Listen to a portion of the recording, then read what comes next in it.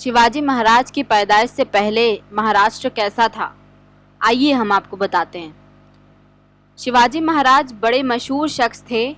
हर साल लोग इनकी सालगिरह बहुत इज्जत और धूमधाम से मनाते हैं। बच्चे तो इस रोज़ बहुत खुश नज़र आते हैं और शिवाजी महाराज के बारे में प्यारे प्यारे गीत और नज़में गाते हैं। इनकी तस्वीर को हार पहनाते हैं।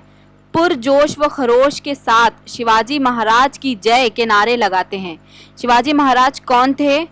उन्होंने ऐसा कौन सा अहम कारनामा अंजाम दिया जिसकी वजह से दुनिया उनको आज भी याद रखती है? आइए देखते हैं। शिवाजी महाराज जिस ज़माने में हो गुज़रे हैं वो अहद उस्ता का ज़माना था।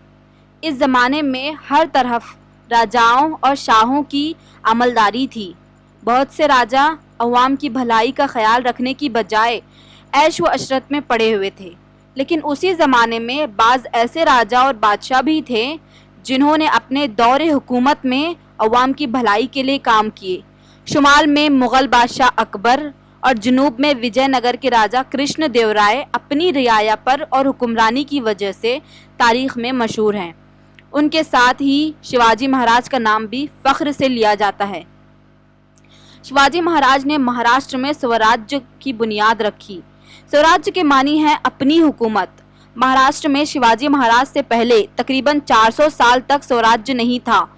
महाराष्ट्र के बड़े से हिस्से को अहमदनगर के निज़ाम शाह और बीजापुर के आदिल शाह, इन दो सलातीनों ने आपस में तकसीम कर रखा था।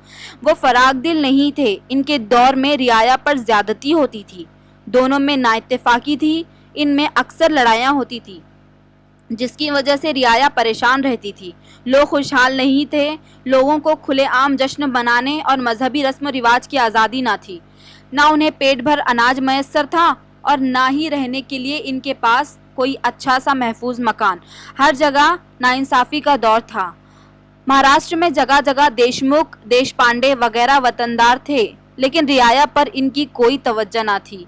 मुल्क से इन्हें कोई मोहब्बत ना थी। इन्हें सिर्फ अपने वतनदारी और जागीरदारी अजीज़ थी।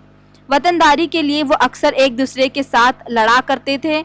उनकी लड़ाइयों के नतीजे में रियाया बदहाल हो जाती। इन तमाम बातों से अवाम तंग आ चुके थे।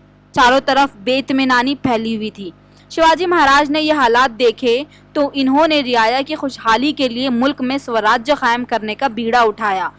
झगड़ालू वतनदारों को अपना अताअत गुजार बनाया और स्वराज्य की बुनियाद रखने में इनसे मदद ली। रियाया के साथ नाइंसाफ़ी करने वाली ताकतों का मुकाबला किया। जालिम हुक्मरानों को शिकस्त दी। सच्चाई और इंसाफ की बुनियाद पर हिंदुई स्वराज्य की बुनियाद रखी। ये स्वराज्य हर मज़हब और फ़िरक़े के लोगों के लिए था। इसमें किसी किस्म का भेदभाव नहीं था। शिवाजी महाराज ने स्वराज्य में हिंदू और मुस्लिम की कोई तफरीक नहीं की। इन्होंने हर धर्म और मज़हब के संतों, वलियों और बुज़ुर्गों की इज़्ज़त की। शिवाजी महाराज के इन कारनामों से हमारे दिलों में जोश पैदा होता है। शिवाजी महाराज से तकरीबन 300-400 साल पहले महाराष्ट्र में कई संत हो गुजरे हैं। शिवाजी महाराज ने मुल्क में स्वराज्य कायम करने के लिए इन संतों की तालीम और हिदायतों का फ़ायदा उठाया। संतों की इन हिदायत और तालीम का हाल हम अगले एपिसोड में देखेंगे।